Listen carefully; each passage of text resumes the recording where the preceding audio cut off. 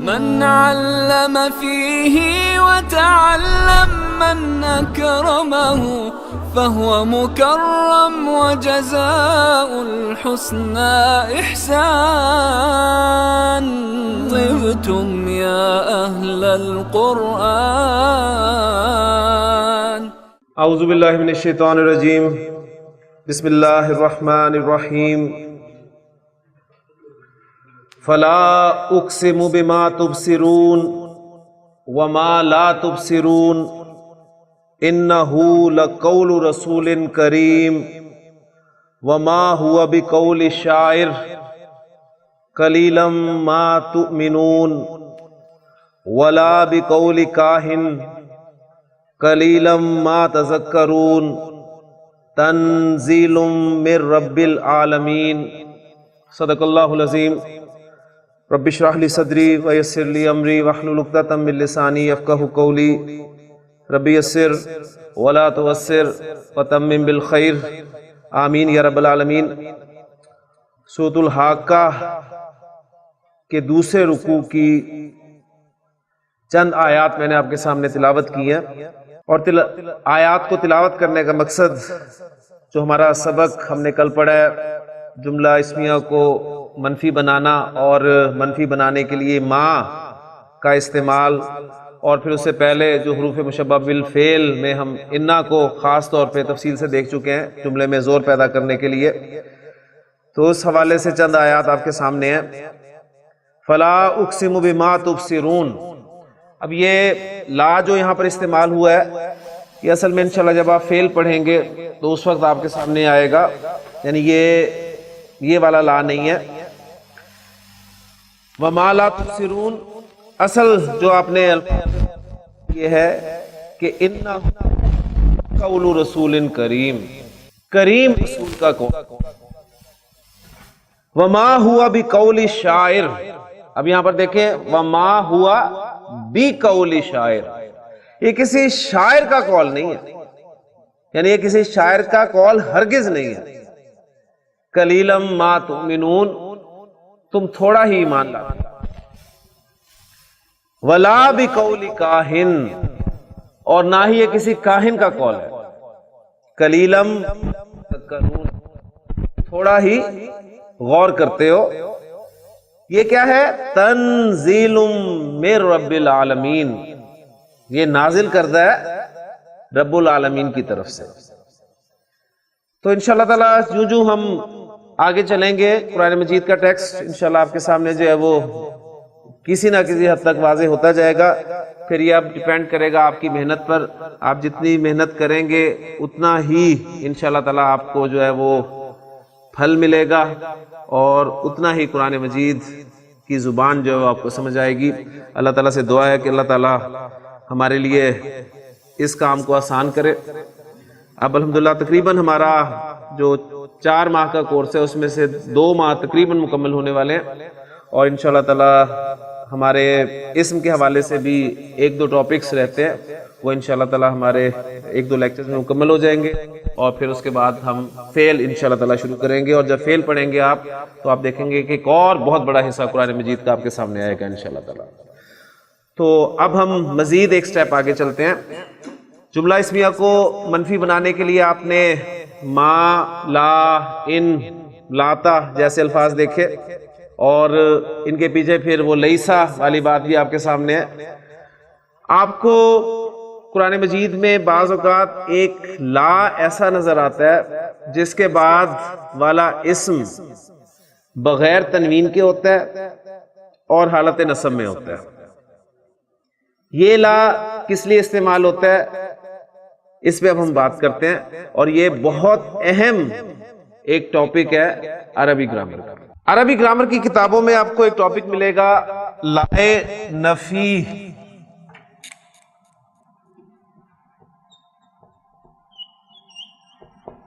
ایک ایسا لا جو نفی کے لیے، لیکن کس کی نفی کے لیے؟ للجنس، جنس کی نفی کے لیے. تو اسے آسانی کے لیے ہم کہتے ہیں لائے نفی جنس. لائے نفی جنس ایک ایسا لا جس کے بعد آپ کو اسم بغیر تنوین کے حالت نصب میں نظر آئے. ایگزامپل میں نے آپ کے سامنے بڑی مشہور ایگزامپل رکھی ہے. سورۃ البقرہ کے شروع میں آپ کو الفاظ ملتے ہیں کہ الف لام میم ذالک الکتاب لا ریب فیہ. تو یہ جو لا ہے اس کے بعد آپ نے نوٹ کرنا ہے کہ اسم آپ کو حالت نصب میں نظر آ رہا ہے اور بغیر تنوین کے. کلیئر ہو گیا؟ اور تیسری بات نکرہ ہے. اور یہ ویسے بھی آپ کو پتا ہے کہ ہم نے لا کے بارے میں پڑھا تھا کہ لا کے بعد جو اسم ہوتا ہے وہ نکرہ ہی ہوتا ہے ہمیشہ. ٹھیک، اس لیے اس پہ اتنی آپ کی توجہ نہیں ہوگی. اصل توجہ آپ نے کرنی ہے کہ اسم جو ہے وہ اس پہ تنوین نہیں آ رہی اور حالت نصب میں ہے. تو یہ لا جو ہے یہ اس اسم کی جنس کی نفی کر دیتا ہے. کس میں سے؟ اس کی خبر میں سے. لا ریب فیہ. اب پہلے سمجھ لیں اس کا جو انالیسز ہے وہ دیکھ لیں. یہ لا نفی جنس ہے اور لا نفی جنس کا ایک اسم ہوتا ہے اور ایک خبر ہوتی ہے. لا نفی جنس کا ایک اسم ہوتا ہے اور ایک خبر ہوتی ہے. لا نفی جنس کا اسم جو ہے وہ آپ دیکھ رہے ہیں حالت نصب میں بغیر تنوین کے. کلیئر ہو گیا؟ تو یہ جو لا ہے یہ اپنے اسم اور خبر سے مل کر جملہ اسمیہ بنتا ہے. تو لا ریب فیہ. اب وہ جو جنس کی نفی اس کا ترجمہ ہم کیسے کریں گے اس کو بس سمجھ لیں. لا ریب فیہ کا ترجمہ ہم کچھ اس انداز میں کر سکتے ہیں کہ اس میں کسی قسم کا شک نہیں ہے. اس میں کوئی شک ہے ہی نہیں. اس میں کوئی شک بھی نہیں ہے. یعنی یہ دیکھیں اتنا زور جو میں آپ کے سامنے رکھ رہا ہوں یہ لا نفی جنس مفہوم پیدا کر رہا ہے. اب دیکھیں قرآن مجید اپنا تعارف ہی یہاں سے کرا رہا ہے کہ ذالک الکتاب، یہ کتاب لا ریب فیہ ہے. یعنی وہ کتاب ہے جس میں کسی قسم کا شک ہے ہی نہیں.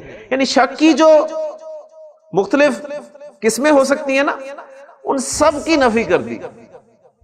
سب کی نفی کر دی. کس میں سے؟ اس کی خبر میں سے. یعنی خبر میں سے مراد کیا ہے؟ اس کتاب میں کسی قسم کا شک نہیں. ٹھیک، جس طرح اس کی سادہ سی ایگزامپل میں آپ کے سامنے اور رکھتا ہوں پھر بات ذرا مزید کلیئر ہو جائے گی. میں کہتا ہوں عربی زبان میں کہ لا رجلا، لا نفی جنس کے بعد جو اسم آئے گا وہ حالت نصب میں ہوگا اور تنوین کے بغیر ہوگا. تو لا رجلا فی الدار. کیا ترجمہ کریں گے؟ گھر میں کوئی بھی آدمی نہیں ہے. یعنی اب اس کا مطلب یہ نہیں کہ سب آدمیوں کی نفی کر دی. مقصد آدمی جنس کی نفی کی ہے کہاں سے؟ گھر میں سے. یہ نہیں ہے آدمی کوئی ہے ہی نہیں، ایسا مطلب نہیں ہے. گھر میں کوئی آدمی بھی نہیں. لا رجل فی الدار، گھر میں کوئی بھی آدمی نہیں ہے. جیسے آپ دیکھتے ہیں کہ اکثر آتے ہیں تو پوچھتے ہیں جی کوئی آدمی ہے گھر میں، تو آپ کہتے ہیں جی گھر میں کوئی آدمی نہیں ہے. تو اب آپ عربی میں سے کہیں گے کہ لا رجل فی الدار، گھر میں کوئی آدمی بھی نہیں ہے، کوئی آدمی ہے ہی نہیں. کلیئر ہو گیا جی؟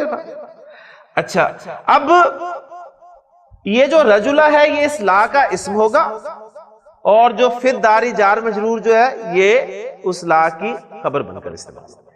اب اس کی مزید ایگزامپل میں آپ کے سامنے رکھتا ہوں تو انشاءاللہ تعالیٰ اور آپ کے سامنے کلیئر ہوگی. میں ایک کام یہ کرتا ہوں کہ آپ کو ایک اسم دیتا ہوں اور آپ سے درخواست کرتا ہوں کہ اس اسم کو اس شکل میں لائیں. یعنی اس پہ تنوین نہیں لانی ہے آپ نے اور اسے حالت نصب میں لے کے آنا ہے. پھر انشاءاللہ تعالیٰ بات کلیئر ہو جائے گی. عربی زبان میں ذلن کہتے ہیں سائے کو، سایہ. اب اسم سے پہلے میں لا نفی جنس لگانا چاہتا ہوں تو کیا بن جائے گا جی؟ لا ظلہ. تو کیا ترجمہ کریں گے؟ ٹھیک ہے نا, کوئی سایہ نہیں. اب یہ اس طرح نہیں مزہ آئے گا, کوئی بھی سایہ, کسی قسم کا سایہ نہیں. یعنی سائے کی کوئی بھی شکل آپ کے ذہن میں اگر آ سکتی ہے نا تو اس کی نفی کرتے ہیں. دیکھیں سائے کی مختلف شکلیں ہو سکتی ہیں. آپ آج کل اب دن ہے گرمیوں کے, تو آپ دیکھتے ہیں کہ آپ گھر میں ہوتے ہیں تو آپ کو کمرے میں جو ہے سایہ ملتا ہے, یعنی ایک چھت کا سایہ. آپ ذرا کمرے سے باہر نکلتے ہیں تو آپ کو دیوار کا سایہ مل جاتا ہے, وہ ایک سائے کی شکل ہوگی. پھر تھوڑا سا باہر جاتے ہیں, گھر سے باہر نکلتے ہیں تو کوئی درخت ہے, آپ کو اس کا سایہ نظر آ جاتا ہے, وہ مل جاتا ہے. مزید کھلی جگہ پر جاتے ہیں, کوئی سائے کے لیے چیز نہیں ہے, تو اگر آپ کے پاس چھتری ہے تو آپ چھتری کا سایہ کر لیتے ہیں. ایک سائے کی وہ قسم ہوگی آپ کے پاس. اچھا اگر چھتری بھی نہیں ہے, آپ کے پاس کوئی فائل ہے, کوئی کتاب ہے, آپ اسے سر پہ رکھ لیتے ہیں, اس کا سایہ لے لیتے ہیں. ٹھیک, اور کچھ نہیں تو اپنا ہاتھ اوپر رکھ لیتے ہیں, اس کا بھی آپ کو سایہ مل جائے. ان تمام سایوں کی نفی کر دی جائے تو یہ کنسٹرکشن آتی ہے لازم.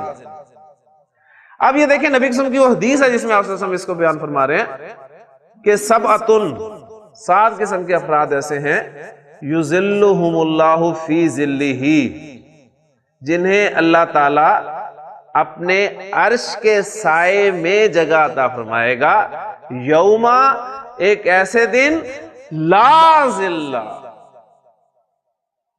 اب آپ اس کو سمجھیں گے کہ لائے نفی جنس کے ساتھ اس لفظ کو بیان کیا گیا, جس دن کسی قسم کا سایہ نہیں ہوگا, کسی قسم کا بھی سایہ نہیں ہوگا. سایہ کی جو بھی شکل آپ کے ذہن میں آ سکتی ہے نا, اس کو نکال دے ذہن سے. اللہ, سوائے, ذلہ, اس کے عرش. بہت بڑا انعام ہے.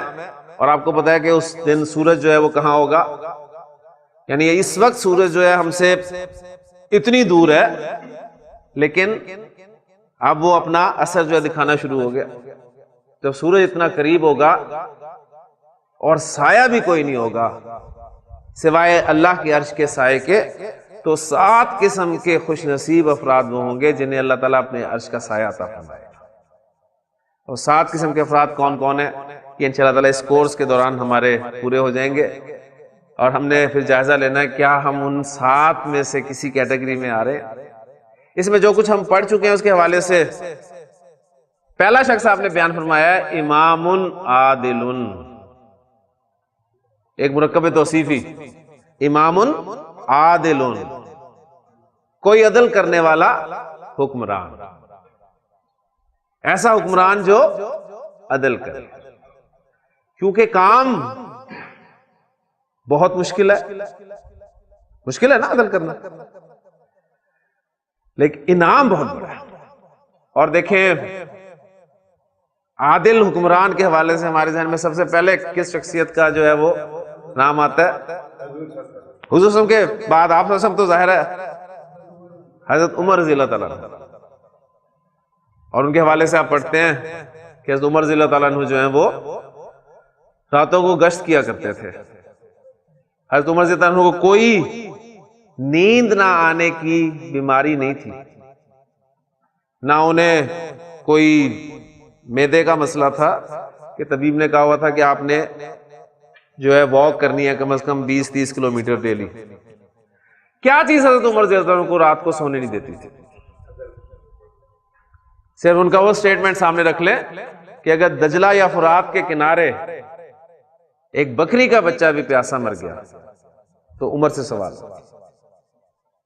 یعنی وہ اصل میں کیا اکاؤنٹیبلٹی کہ مجھے حکمران بنایا گیا تو اب مجھ پہ جو ذمہ داری ہیں وہ میں نے پوری کرنی. اس کے لیے آپ دیکھیں تاریخ بھری پڑی ہے, کہاں سے کہاں نکل گئے ہیں اور کیسے کیسے واقعات آپ کے سامنے آتے ہیں. بہرحال امام عادل یہ پہلی کیٹیگری ہے. باقی جو ہے یہ بھی آپ کر سکتے ہیں جملے کے حوالے سے کہ وَرَجُلٌ قَلْبُهُ, اب اس کو ٹرانسلیٹ کریں ساتھ ساتھ, قلبہ, اس کا دل, معلقن, اٹکا ہوا ہے, فی المساجد, مساجد. ایسا شخص جس کا دل مسجد میں اٹکا رہے. کیا مطلب ہے اس کا؟ ٹھیک ہے، نماز کا انتظار. ایک نماز پڑھی ہے تو دوسری نماز کی اسے فکر ہو، اس کا انتظار. دوسری پڑھ لی تو تیسری نماز کا جو انتظار ہو اس کی فکر ہو. اور چونکہ دیکھیں مسجد کے ساتھ ایک تعلق تو آسان کام نہیں ہے. ہم تو ابھی موسم گزار کے آئے ہیں ابھی، یعنی وہ سردیوں والا موسم جس میں آپ دیکھیں ظہر کی نماز کے بعد عصر ایسے، مغرب ایسے، عشاء ایسے. تو عام طور پہ ہماری زبانوں سے بڑے غلط قسم کے الفاظ نکل جاتے ہیں کہ سردیوں میں نمازوں کے علاوہ اور کوئی کام ہی نہیں. ابھی تو پڑھ کے آئے تھے، ایک گئی دوسری آ گئی. تو مسجدوں میں دل کاٹ کر ہے یہ کام. پھر وہی بات ہے کہ آسان کام نہیں ہے. مسجد سے تعلق، مسجد سے محبت، اس لیے انعام بھی بہت بڑا ہے. باقی انشاءاللہ تعالیٰ وہ ایک حدیث، اسی کا ایک حصہ میں نے آپ کو کل پرسوں غالباً سنایا تھا، تو یہ وہ فعل سے متعلق ہے. تو انشاءاللہ یہ حدیث پوری ہم اس کورس کے دوران جو ہے مکمل کر لیں گے. ایک ایگزامپل آپ کو ملے گی، لا عاصمہ. عاصم کہتے ہیں بچانے والا، بچانے والا. حضرت نوح علیہ السلام جب کشتی میں سوار تھے اپنے ساتھ ایمان والوں کو لے کر، اور وہ پوری جو ڈیٹیلز اس کی آئی ہیں کہ جانور بھی تھے اس میں جوڑے جوڑے کی شکل میں، تو حضرت نوح علیہ السلام کو اپنا بیٹا نظر آیا. تو انہوں نے سے کہا کہ یا بنی ارکم معنا، اے میرے بچے ہمارے ساتھ کشتی میں سوار ہو جائے. تو پتہ اس نے کیا کہا؟ اس نے کہا قالا سآوی الی جبل، میں کسی پہاڑ پر چڑھ جاؤں گا. جبل نکرہ، میں کسی پہاڑ پہ پناہ لے لوں گا. یعصمنی من الماء، جو مجھے بچا لے گا پانی سے. تو نوح علیہ السلام نے فرمایا قالا لا عاصم اليوم، آج کے دن بچانے والا کوئی نہیں. یہ جو کہا نا وہ پہاڑ مجھے بچا لے گا، تو لا عاصم اليوم، آج کے دن بچانے والا کوئی بھی نہیں سوائے اس کے جس پہ میرا رب بھی رحم کرے. اسی طرح آپ دیکھتے ہیں بڑی مشہور جو جملہ ہے، لا حول ولا قوت الا باللہ، یعنی اللہ کی مدد کے بغیر آپ نہ کوئی نیکی کر سکتے ہیں اور نہ ہی کسی گناہ سے بچ سکتے ہیں. ٹھیک ہے، کوئی طاقت کوئی قوت جو ہے وہ آپ کے پاس نہیں ہے. تو یہ بھی بالکل لا نفی جنس ہے. پھر دیکھیں، ہاں جی، سب سے بڑی اگزامپل ہمارا کلمہ لا الہ الا اللہ، یعنی لا الہ غیر اللہ، اللہ کے سوا کوئی الہ ہے ہی نہیں. تو عرب کو چونکہ پتا تھا یہ کہ کلمہ کہنے سے اس کے ساتھ ہوگا کیا. ہمیں کلمہ یہ اللہ کا شکر ہے، میں کہتا ہوں کہ مفت میں ملا ہے، اس لیے شاید ہمیں اس کی قدر نہیں ہے. لیکن عرب حضرت بلال سے پوچھیں لا الہ الا اللہ کے کیا معنی، حضرت خباب بن الارت رضی اللہ تعالیٰ عنہ سے پوچھیں لا الہ الا اللہ کے کیا معنی، حضرت عثمان رضی اللہ تعالیٰ عنہ سے پوچھیں لا الہ الا اللہ کے کیا معنی. تو انہیں پتا تھا. تو تبھی آپ دیکھیں کہ جس نے لا الہ الا اللہ کہا ہے پھر اس کے ساتھ کیا ہوا. ہم تو الحمدللہ پیدا ہوتے ہیں گھر میں تو لا الہ الا اللہ ہمیں ویسے ہی سننے کو ملتا ہے. پھر نبی کے وسلم کی جو بڑی خوبصورت دعا ہے جس میں آپ نے تعلیم یہ دی ہے کہ اللہم لا مانع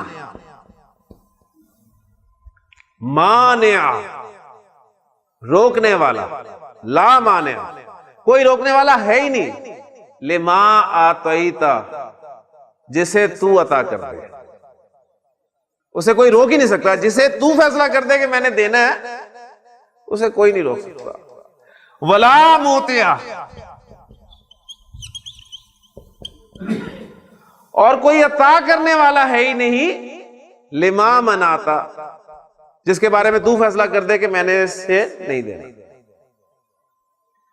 تو یہ تعلیم نبی صلی اللہ علیہ وسلم نے دی ہے اپنی امت کو، اور یہ وہ دعا ہے جو آپ کی مسنون دعاؤں میں سے ملتی ہے کہ آپ ہر نماز کے بعد اس دعا کو پڑھا کرتے تھے اور اس کی تعلیم فرمایا کرتے تھے کہ اللہم لا مانع لما اعطیت ولا معطی لما منعت ولا ينفع ذا الجد منک الجد.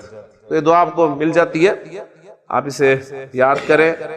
یہ اصل میں تعلیم ہے کہ جب اللہ تعالیٰ فیصلہ کر لیتا ہے کسی کو دینے کا تو کوئی نہیں روک سکتا، یہ ایمان ہونا چاہیے. اور جب اللہ تعالیٰ ہی کسی کو نہ دینے کا فیصلہ فرما دیں تو سارے مل کر بھی اسے دینا چاہیں اسے نہیں دے سکے. میں جملہ آپ کے سامنے ایک لکھ رہا ہوں، یہ کتاب لا ریب فی ہے. یہ کتاب لا ریب فی ہے. اس جملے میں مبتدا کیا جی؟ یہ کتاب. اور خبر کیا ہے؟ لا ریب فی ہے. کہ یہ تو عربی نہیں ہے، اب اسے عربی میں ٹرانسلیٹ کریں.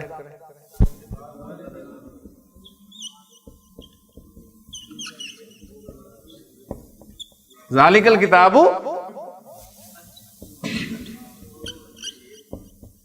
لا ریب فیہ. تو اب یہ لا ریب فیہ یہ جو پورا جملہ ہے نا، یعنی لا نفی جنس، ریبہ اسم لا، اور فیہ جار مجرور خبر لا. لا اپنے اسم اور خبر سے مل کر جملہ اسمیہ ہو کر خبر بن رہا ہے ذالک الکتاب کے لیے. اور ذالک الکتاب کا انالیسس تو آپ کو پتہ ہی ہے کہ ذالک آپ کا اسم اشارہ ہے، الکتاب مشار الیہ، اشارہ مشار الیہ مل کر مرکب اشاری مبتدا اپنی خبر سے مل کر جملہ اسمیہ ہو گیا. تو یہ دیکھیں یعنی پورا جملہ جو ہے آپ کا یہ بھی خبر بن کر آ سکتا ہے. کہ طارق صاحب نے سوال کیا تو فائدہ ہو گیا آپ کے لیے کہ ایک پورا جملہ خبر بن کر آ رہا ہے ایک مبتدا کے لیے. ذالک الکتاب یہ کتاب. اب میں یہ کتاب کے بارے میں کچھ کہنا چاہ رہا ہوں. کیا کہنا چاہ رہا ہوں؟ یہ کتاب لا ریب فی ہے. ٹھیک ہے، میں کہتا ہوں ذالک البیت وہ گھر لا رجل فیہ. ٹھیک ہے، وہ گھر ایسا ہے جس میں کوئی آدمی نہیں. بات سمجھ میں آ گئی نا؟ تو ایک پورا جملہ جو ہے وہ آپ کا خبر بن کر آ سکتا ہے. اس لیے دیکھیں نا جب آپ ایک معانقہ دیکھتے ہیں، معانقہ سمجھتے ہیں نا، تجوید آپ نے پڑھی ہے، تو آپ کو یہاں فیہ کے ساتھ وہ جو ہے 3 نقطے ادھر ملتے ہیں اور 3 نقطے ادھر ملتے ہیں، ایسے ہی ہے نا. تبھی وہ کہتے ہیں جی یہاں پر یا رک جائیں ذالک الکتاب لا ریب، یہاں پر رک دیں یا پھر یہاں پر رک جائیں. اگر آپ یہاں پر رکتے ہیں تو بات کلیئر ہو رہی ہے ذالک الکتاب لا ریب فیہ، اور پھر ذالک الکتاب ھدی للمتقین وہ دوسری خبر ہوگی اس کی. دیکھیں اس خبر کو بھی سامنے رکھتا ہوں کہ ذالک الکتاب مبتدا، ھدی خبر، للمتقین جار مجرور متعلق خبر. مبتدا اپنی خبر کے ساتھ مل کر جملہ اسمیہ ہو گیا. تو ذالک الکتاب مبتدا، لا ریب فیہ خبر نمبر 1 اور ھدی للمتقین خبر نمبر 2. مبتدا اپنی دونوں خبروں سے مل کر جملہ اسمیہ بن گیا. تو سورۃ البقرہ کا ابتدائی حصہ آپ کا گرامیٹیکلی اس کا انالیسس ہو گیا آپ کے ساتھ. کلیئر ہوئی بات؟ تو میں بات یہاں پر سمجھا رہا تھا کہ اصل میں یہ دیکھیں یہ جو معانقہ ہے کہا جاتا ہے یا یہاں پر رک جاؤ یا یہاں پر رک جاؤ. اگر یہاں پر رکتے ہیں ذالک الکتاب لا ریب، تو جو یہاں پر رکتے ہیں وہ کہتے ہیں لا ریب کے بعد ایک فیہ محذوف ہے، وہ مست ہے، اس لیے اسے محذوف مانتے ہیں کہ اس کے بعد ایک وہ فیہ محذوف ہے، یعنی وہ پورا ہو جائے گا ذالک الکتاب لا ریب فیہ. یہ لازمی ساتھ جڑے گا کیونکہ یہاں پر رکتے ہیں تو پھر وہ کہتے ہیں فیہ ھدی للمتقین. فیہ جار مجرور خبر مقدم، ھدی مبتدا مؤخر اور للمتقین، یعنی فیہ اس میں ھدی للمتقین متقین کے لیے ہدایت ہے، اس لیے ترجمہ وہ بھی ٹھیک بنتا ہے. یہ اس لیے معانقہ آپ کو ملتا ہے نا، یہاں پہ آپ کسی ایک جگہ پہ رک جائیں تو ترجمے میں گنجائش ہوتی ہے. یہاں رک جائیں تو ذالک الکتاب لا ریب فیہ، یعنی اس فیہ کو معذوف مان کر کہ یہ کتاب لا ریب فیہ ہے اور فیہ ھدی للمتقین، اس میں ہدایت ہے متقین کے لیے. اور اگر یہاں پر رکیں تو ذالک الکتاب لا ریب فیہ، یہ کتاب لا ریب فیہ ہے اور ھدی للمتقین ہے. ہر زبان میں کسی کو بلانے کے لیے، پکارنے کے لیے کچھ الفاظ ہوتے ہیں. آپ اردو میں کسی کو بلاتے ہیں تو عام طور پہ کیا کہہ کے بلاتے ہیں؟ ارے، اے، اوئے، ٹھیک ہے، او، اس طرح کے الفاظ بولتے ہیں نا. تو مختلف الفاظ آپ بولتے ہیں ظاہر ہے. تو عربی زبان میں بھی کسی کو بلانے کے لیے الفاظ استعمال کیے جاتے ہیں. ان الفاظ کو حروف ندا کہتے ہیں.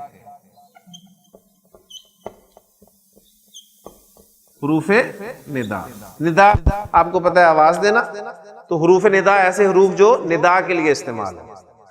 اچھا، عربی زبان میں بھی کچھ حروف ندا استعمال ہوتے ہیں، لیکن وہ سارے حروف ندا پڑھنے کا ہمیں کوئی فائدہ نہیں ہوگا، اس لیے کہ ہمارا اسکوپ قرآن مجید کو سمجھنا ہے. لہٰذا قرآن مجید میں جو استعمال ہوا ہے یا جو سب سے اس کا آپ کہہ لیں کہ زیادہ استعمال ہونے والا حرف ندا وہ ہے عربی میں یا. یا کے معنی ہوتے ہیں اے. ٹھیک ہے، اب یہاں پر پہلی بات سمجھ لیں، میں کہتا ہوں اردو میں اے لڑکے، تو یہ اے جو ہے یہ آپ کا حرف ندا ہوگا.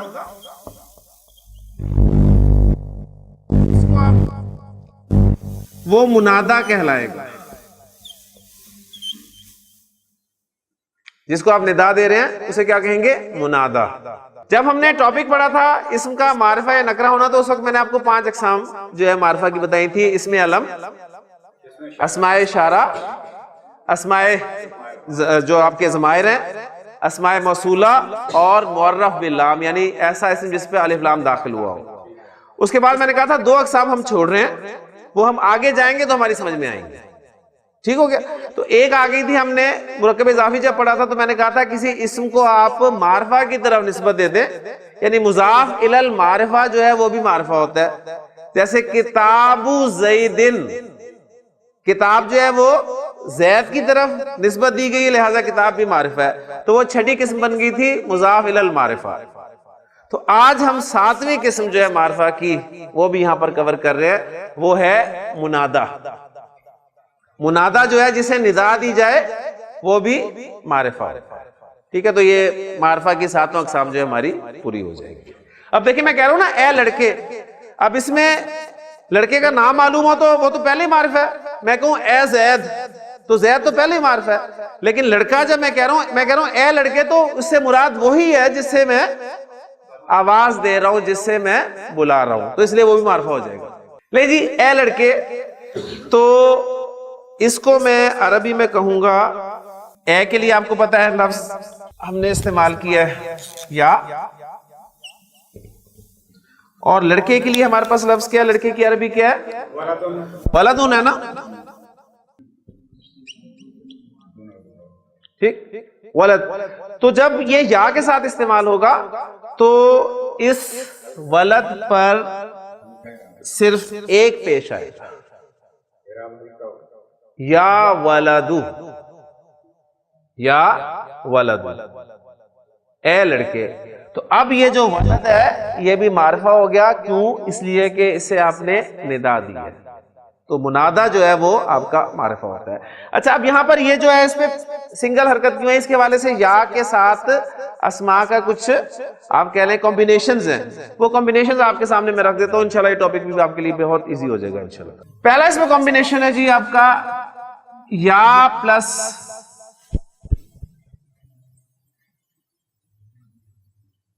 تنوین والا اسم.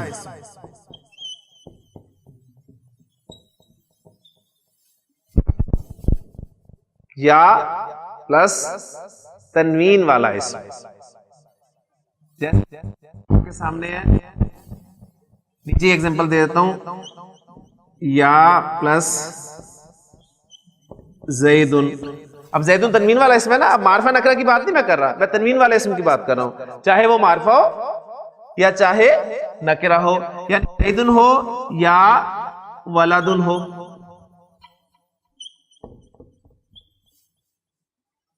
تو کیا چینج آتی ہے؟ یا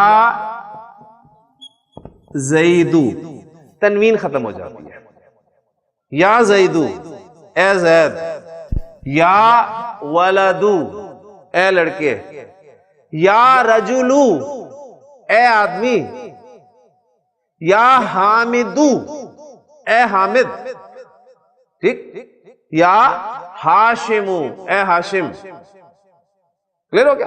تو تنوین والا جب اسم آئے گا یا کے ساتھ تو اس کی تنوین جو ہے وہ ختم ہو جائے گی. دوسرا کمبینیشن، یا کے ساتھ آپ کا معرف باللام اسم ہو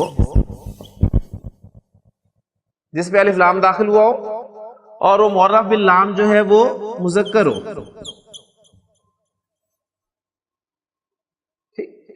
جیسے یا پلس الولد، یعنی ولدن ہم نے استعمال کیا تھا نا تنوین کے طور پہ، اب ہم اسے معرف باللام لا کے استعمال کر رہے ہیں.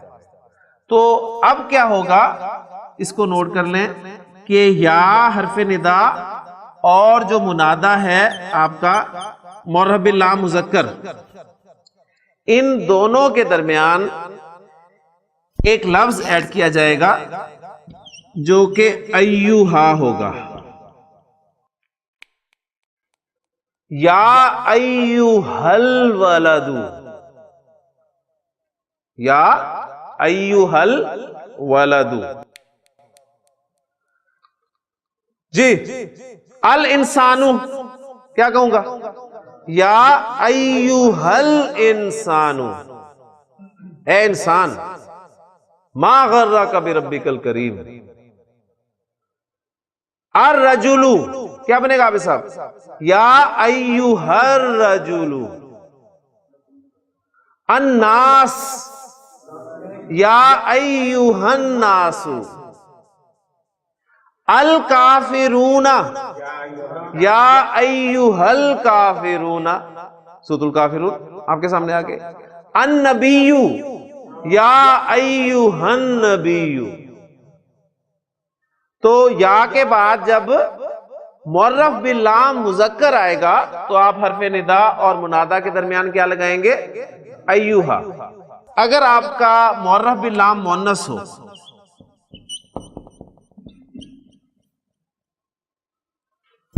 تو یا اور منادہ یعنی حرف ندا اور منادہ کے درمیان آپ لفظ لائیں گے ایتھا.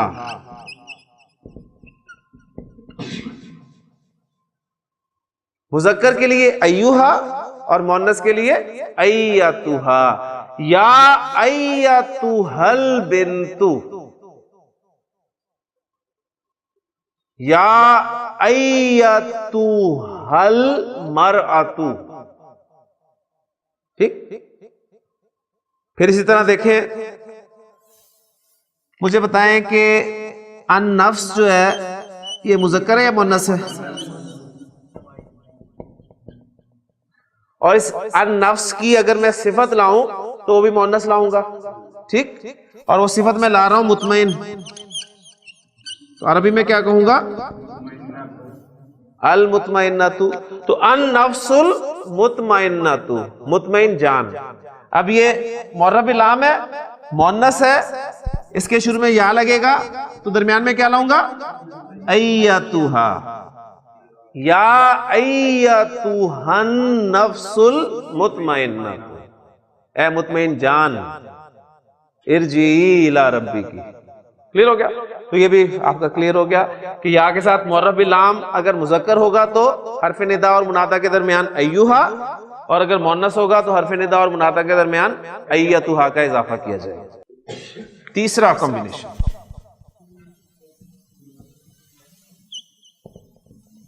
یا پلس منادا مضاف، یا کے بعد آپ کا مرکب اضافی آ رہا ہے، یا کے بعد مرکب اضافی آ رہا ہے، یا پلس میں کہتا ہوں عبداللہ، عبداللہ آپ کا مرکب اضافی ہے نا، ٹھیک ہے، اللہ کا بندہ. تو میں کہنا چاہتا ہوں اے عبداللہ، تو یہ یا کیا کرے گا، یہ جو آپ کا مضاف ہے، جو منادہ مضاف ہے، اس کو یہ نصب میں لے جائے گا.